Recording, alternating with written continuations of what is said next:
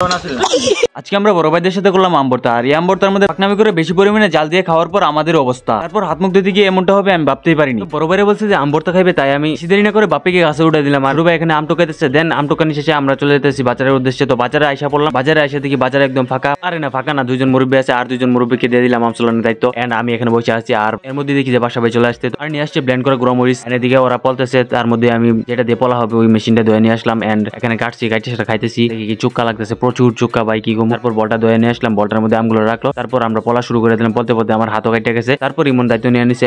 বাসা ভাই পলতেছে দুমায়া। দেন এখন বর্তা মেকিং করার পালা, এখন চিনি, তারপর তেঁতুল, তারপরে শুকনা মরিচ, যা যা লাগে সবকিছু দেওয়া হয়ে গেছে। আর এদিকে ফারুক ভাই ঘুমিয়ে রয়েছে, ফারুক ভাইয়ের সাথে সাব্বির কাকা একটু দুষ্টামি করতেছে, একা সুন্দরভাবে মাখাইতেছে। আর মাখানোর সময়টা ভাই কি যে লাগতেছে ভাই। দেখেন ভাই, আপনার জিভে জল আসলে ভাই আমরা কিন্তু দায় নাই। তারপর মাখানি শেষ হওয়ার পর তারপরে আমি একটু মুখে দিয়ে আকাশের দিকে তাকাইলাম, তাকাই গেলাম কি তারে তোর মারছে কাটা। ভাই ঝালও প্রচুর ঝাল, কেউ মারছে না আমার। এর মধ্যে দেখি আরিফ ভাই কানকুটির বিলে গরমে আছে, কানকুটি ধরে লাইছে। আর এখন বাসা ভাই করতেছে ভিডিও করিস না, কান্তাছি জানে বউ দেখলে সমস্যা আছে। বুঝেন ব্যাপারটা কতটা জাল হইলে এরকম করতে পারে মানুষ। ভাই কি বলবো, এত পরিমাণে জাল হয়েছে ভাই। তারপর আমি চলে গেলাম কলের মধ্যে যাইও ভাই শান্তি নাই ভাই, তাপস করে পড়ে গেছি ভাই। মানে জায়গাটা একটু পিছলা ছিল, যেহেতু আমি জুতা নিয়ে গেছি তাই পড়ে গেছি। তারপর আর কি মানে মুখে পানি দিলাম, তারপরে মাথায় পানি দিলাম দিয়ে সেরা। তারপরে এখানে চলে আসলাম আইসা সাব্বির কাকাতে রিভিউ নিতেছি।